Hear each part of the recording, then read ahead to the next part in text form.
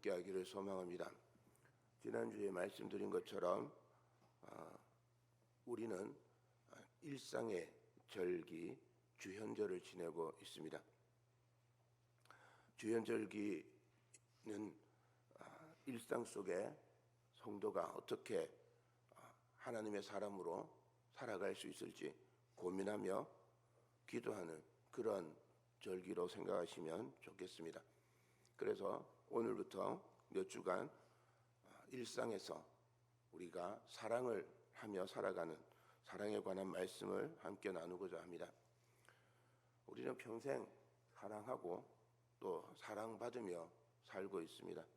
그런데 여전히 사랑은 서툴고 낯설고 어색하기만 합니다. 어떻게 하면 참된 사랑을 할 수 있을까? 몇 주간 함께 나눠보도록 하겠습니다. 이야기 하나 해드리겠습니다. 어떤 여인이 있는데 남편은 벌목하다가 나무에 깔려서 죽었습니다. 홀로 쌍둥이를 낳다가 어머니가 너무 힘이 들어서 이제 죽게 되었습니다. 죽은 영혼을 하나님께 인도해가는 천사가 이 쌍둥이가 너무 불쌍한 거예요. 그래서 이 엄마의 영혼을 데리고 가지 않았어요. 그래서 하나님께 벌을 받아서 하나님께서 세상에 내려가서 3가지 질문에 답을 얻을 때까지 사람으로 살아라 하면서 세상으로 보냈습니다.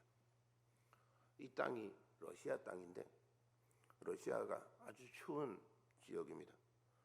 겨울에 알몸으로 길바닥에 내팽개쳐졌습니다. 그래서 눈 속에서 이제 죽음만 기다리고 있는데 아주 가난하게 살고 있는 구두장이 시몬이라는 사람이 그를 데려다가 집에서 먹이고 입혀서 살렸습니다. 그리고 그 집에서 구두 제작을 하면서 살게 되었습니다. 이 천사의 이름은 미하일입니다. 천사라서 그런지 금방 구두를 만드는 기술을 배워서 아주 초인류 구두장이가 되었습니다. 귀족들에게도 소문이 나서 하루는 돈 많은 귀족이 찾아와서 완벽한 부츠를 만들어라 라고 주문을 했습니다. 그런데 미하일이 뜬금없이 부츠가 아니라 슬리퍼를 만드는 겁니다. 러시아에서는 사람이 죽으면 슬리퍼를 신긴답니다. 그래서 주인이 시몬이 왜 슬리퍼를 만드느냐 그러고 있는데 갑자기 이 귀족의 하인이 오더니 귀족이 금방 죽었으니 장화는 필요 없고 슬리퍼를 만들어 달라라고 그렇게 주문을 바꾸었답니다. 몇 년이 지났습니다. 하루는 어떤 아주머니가 쌍둥이 여자아이를 데리고 구두장이 집에 찾아왔습니다. 나중에 알고 보니까 이 쌍둥이가 그 벌을 받게 된 그 계기가 된 태어난 쌍둥이 아이였습니다. 엄마는 죽어서 하나님 품에 갔지만 이 쌍둥이 아이는 이웃집에 젖먹이 아주머니를 만나서 살게 된 겁니다. 쌍둥이가 자라서 6살이 되어서 구두를 맞추러 왔답니다. 이 모습을 보면서 이 미하일 천사가 하나님의 질문 3가지의 답을 얻게 되어서 다시 천사가 되어 하나님께 올라갔다는 이야기입니다. 천사가 하나님께 받은 3가지 질문은 이렇습니다. 첫 번째는 사람의 마음속에 무엇이 있는가? 사람의 마음속에 뭐가 있을까요? 사람의 마음속에 욕심도 있고 이기적인 마음도 있고 마음속에 다른 사람들을 밟고 올라가야 된다는 투쟁심도 있고 여러 가지가 있겠지만 사람의 근본적인 마음속에는 사랑이 있음을 깨달았습니다. 가난해서 하루 벌어 하루 먹고 살기 바쁜 이 구두장이 시몬이지만 추운 겨울에 알몸으로 길바닥에 버려져 있는 미하일을 불쌍히 여기고 돌보는 그 마음이 사랑이었습니다. 두 번째 하나님의 질문은 사람에게 주어지지 않은 것이 무엇인가입니다. 답은 두 가지인데 하나는 자기 삶의 시간을 결정한 능력입니다. 내 삶을 얼마나 내가 살 건지 결정할 수 있는 능력이 사람에게는 없습니다. 또 하나는 자기에게 정말 필요한 것이 무엇인지 아는 능력입니다. 우리는 세상에 그냥 돈만 있으면 먹을 것 많고 따뜻한 집 있으면 족하다고 그렇게 생각하는데 정말 우리에게 필요한 게 무엇인지 사람들은 잘 모른다라고 그렇게 깨닫게 되었습니다. 세 번째로 질문은 사람은 무엇으로 사는가입니다. 답은 사람은 사랑으로 삽니다. 러시아의 소설가 톨스토이라는 분의 단편 소설 사람은 무엇으로 사는가에 나오는 이야기입니다. 사람은 사랑으로 삽니다. 사람과 동물이 다른 이유는 사랑할 수 있기 때문인 것 같습니다. 사랑이 없으면 아무것도 아닙니다. 오늘 말씀이 우리에게 알려주는 사실입니다. 바울이 오늘 말씀 각 절마다 사랑이 없으면이라고 말합니다. 본문을 함께 읽어보도록 하겠습니다. 우리 함께 본문을 읽겠습니다.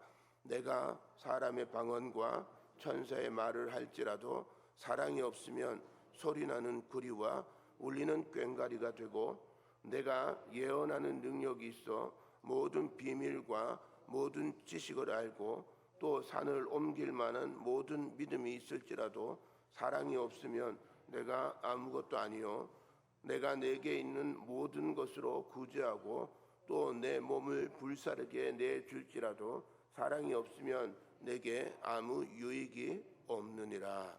아멘.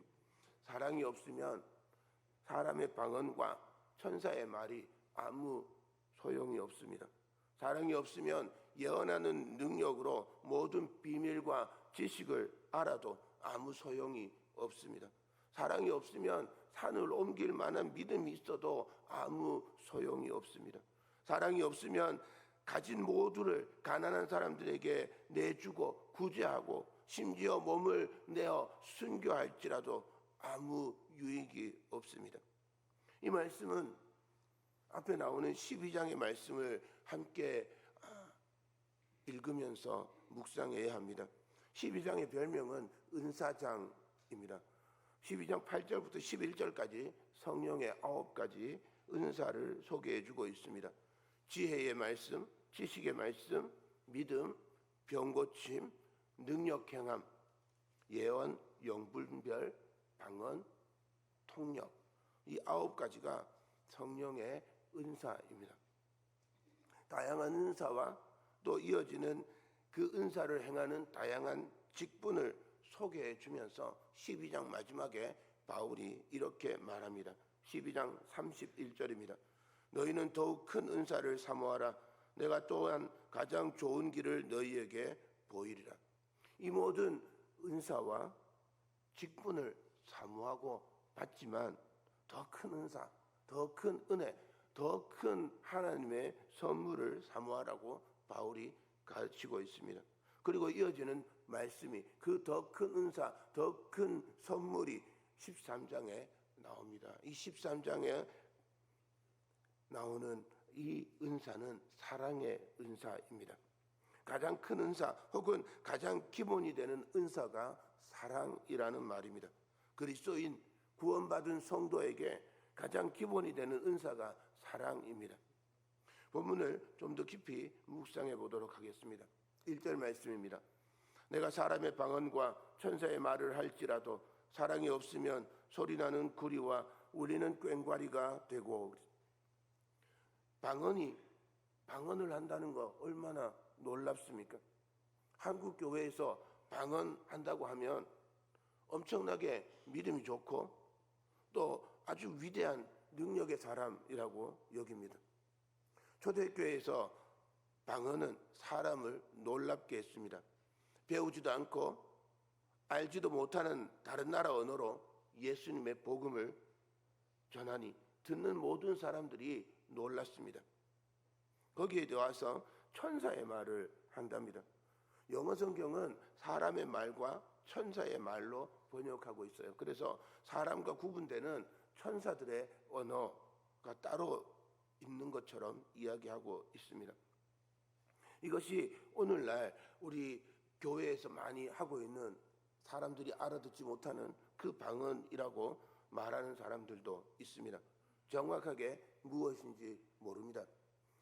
하지만 우리가 알 수 있는 건 사람의 말과 천사의 말을 할 수 있는 능력, 은사를 받았더라도, 아니 그냥 사람의 말과 언어에 사랑이 없으면 소리나는 구리와 울리는 꽹과리가 된다고 이야기하고 있습니다. 소리나는 구리와 울리는 꽹과리가 뭘까요? 그냥 쉽게 생각하면 우리 어릴 때 동네에서 굿을 하잖아요. 그러면 거기에 피리도 있고 북도 있고 있잖아요. 거기 보면 징하고 꽹과리가 들어 있습니다. 징하고 꽹과리 치는 그 구판을 생각하시면 좋습니다. 고린도 지역에 있는 많은 우상을 숭배하는 그 신전에서 이런 악기들을 사용했답니다. 무슨 뜻인가 하면 사람의 방언과 천사의 말을 은사로 받았을지라도 사랑이 없으면 그 말들이 그저 우상 숭배하는 거나 다름이 없다는 말씀입니다. 놀랍고도 무서운 말이죠. 우리의 기도, 우리의 일상의 언어에 사랑이 담겨 있어야 함을 깨닫게 합니다.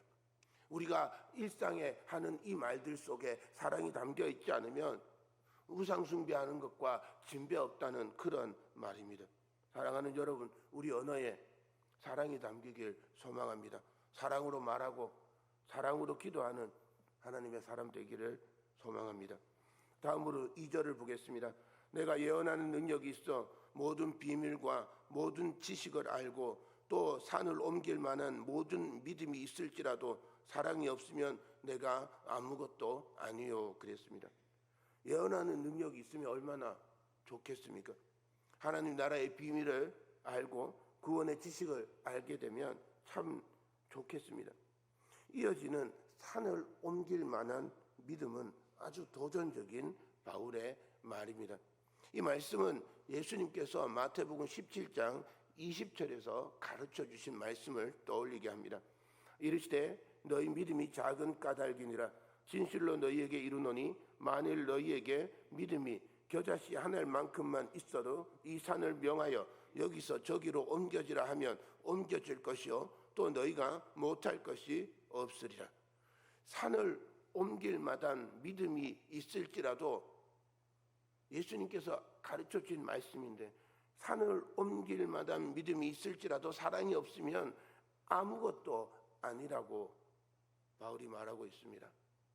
모든 비밀, 모든 지식, 모든 믿음이 사랑이 없으면 무라고 말합니다. 사랑만이 구원을 이룰 수 있습니다. 사랑이 없으면 구원을 얻을 수 없습니다. 왜냐하면 모든 믿음, 모든 소망, 모든 은사의 바탕에 사랑이 있기 때문입니다. 이 말씀을 가장 잘 보여주는 구약의 선지자가 요나입니다. 요나는 니느웨를 향해서 외치라는 하나님의 명령을 받았습니다. 40일이 지나면 이 성이 무너지리라. 그러나 요나는 이 말씀을 받고 온몸으로 하나님의 말씀을 거절하고 거부했습니다.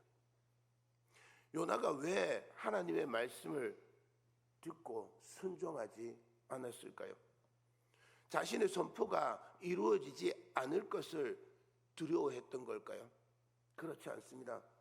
그는 자기 선포로 니느웨 백성들이 회개할까봐 두려워했습니다. 요나서 4장 2절입니다. 여호와께 기도하여 이르되 여호와여 내가 고국에 있을 때에 이러하겠다고 말씀하지 아니하였나이까. 그러므로 내가 빨리 다시스로 도망하여 싸우니 주께서는 은혜로우시며 자비로우시며 노하기를 더디하시며 이 은혜가 크시사 뜻을 돌이켜 재앙을 내리지 아니하시는 하나님이신 줄을 내가 알았음이니이다. 니느웨가 하나님의 말씀을 듣고 회개하면 요나가 생각하기에 하나님께서 은혜롭고 자비로우시며 인애가 크신 하나님이시니까 회개하는 니느웨를 용서해 주시고 니느웨를 심판하지 않으실 것이 두려웠던 겁니다. 요나는 하나님에 대해서 너무 잘 알고 있었습니다. 하나님에 관한 지식이 있었습니다. 미래의 비밀을 알고 있었어요. 40일이 지나면 니느웨가 멸망할 것이라는 그 미래의 비밀도 알고 있었습니다. 하나님께서 니느웨를 멸망시킬 수 있다는 당시의 최대 강대국이었던 니느웨지만 하나님께서 말씀하시면 멸망될 거라는 그 믿음도 있었습니다. 그런데 요나에게 없었던 게 사랑입니다. 하나님께서 이방의 악한 성읍 니느웨 사람들도 사랑하시고 그들이 회개하고 돌아오기를 원하시는 그 하나님의 사랑을 알지 못했습니다. 하나님께서 요나에게 이렇게 말씀하십니다. 4장 10절과 11절입니다. 여호와께서 이르시되 내가 수고도 아니하였고 재배도 아니하였고 하룻밤에 났다가 하룻밤에 말라버린 이 박농쿨을 아꼈거든. 하물며 이 큰 성읍 니느웨에는 좌우를 분별하지 못하는 자가 12만여 명이요 가축도 많이 있나니 내가 어찌 아끼지 아니하겠느냐 하시니라. 요나는 예언하는 능력, 요나는 믿음, 요나는 하나님에 관한 그런 지식 다 있었습니다. 요나는 참으로 위대한 예언자였습니다. 하지만 요나에게 부족했던 이 사랑이 없으니 아무것도 아니었음을 알게 됩니다. 마지막으로 사랑이 없으면 우리에게 유익도 없습니다. 3절입니다. 내가 내게 있는 모든 것으로 구제하고 내 몸을 불사르게 내줄지라도 사랑이 없으면 내게 아무 유익이 없느니라. 구제와 순교, 우리가 가진 모든 것으로 가난하고 힘들고 어렵게 사는 이들을 도와주는 일은 은사입니다. 자기 몸을 내어주는 헌신, 순교의 정신은 은사입니다. 우리의 결단과 다짐으로 이룰 수 있는 게 아닙니다. 성령께서 붙잡아 주시고 허락해 주셔야만 가능한 일입니다. 그런데 그렇게 귀한 은사인 구제와 순교도 사랑이 없으면 우리에게 아무 유익이 없답니다. 마태복음 6장 2절입니다. 그러므로 구제할 때에 외식하는 자가 사람에게서 영광을 받으려고 회당과 거리에서 하는 것 같이 너희 앞에 나팔을 불지 말라.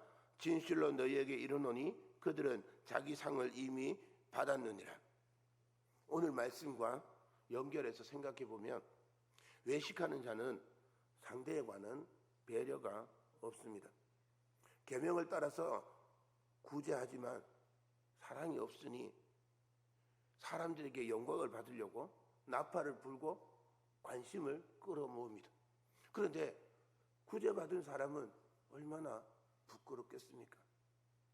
구제받은 사람은 안 그래도 먹고 살기 힘든데 부끄럽고 요즘 자주 쓰는 사쳇말로 쪽팔리게 그렇게 살아야 되는 겁니다. 얼마나 부끄럽습니까? 구제할 때 이 사람을 배려하면 나팔을 불어서는 안 됩니다. 시장에서 다른 사람들이 보도록 구제해서는 안 되는 거죠. 그런데 외식하는 자는 나팔을 불고 시장에서 다른 사람들한테 막 자랑하면서 그래서 이 구제받는 사람이 부끄럽게 만드는 거죠. 그 사람에 대한 배려도 없고 그 사람에 대한 사랑도 없습니다. 요즘으로 생각해 보면 후원한다고 하면서 사진 찍고 도와준다면서 사람들 앞에 세웁니다. 상대의 상황은 고려의 대상이 아닙니다. 그러므로 예수님께서 이렇게 가르쳐 주셨습니다. 마태복음 6장 3절과 4절입니다. 너는 구제할 때에 오른손이 하는 것을 왼손이 모르게 하여 내 구제함을 은밀하게 하라. 은밀한 중에 보시는 너의 아버지께서 갚으시리라. 사랑 없는 구제는 하나님께 상을 받을 수 없습니다. 그러므로 아무 유익이 없는 것입니다. 모든 언어에서 사랑이 빠지면 소음일 뿐입니다. 모든 능력에서 사랑이 빠지면 헛수고일 뿐입니다. 모든 헌신에서 사랑이 빠지면 해로울 뿐입니다. 마지막으로 이 사랑이 은사임을 기억해야 합니다. 성령께서 성도에게 주시는 은사, 선물이라는 말입니다. 우리 힘으로 사랑하겠다고 다짐하고 속에서 불쑥불쑥 솟아나는 우리 이기적인 마음들, 우리 욕심들이 이 사랑을 실패하게 합니다. 그러므로 언제나 성령의 도우심을 구하고 성령께서 우리 마음에 부어주시는 능력으로 사랑할 수 있기를 소망합니다. 방언이 필요 없고 말이 불필요하고 능력이나 믿음이 없어도 상관없다는 그런 말이 아닙니다.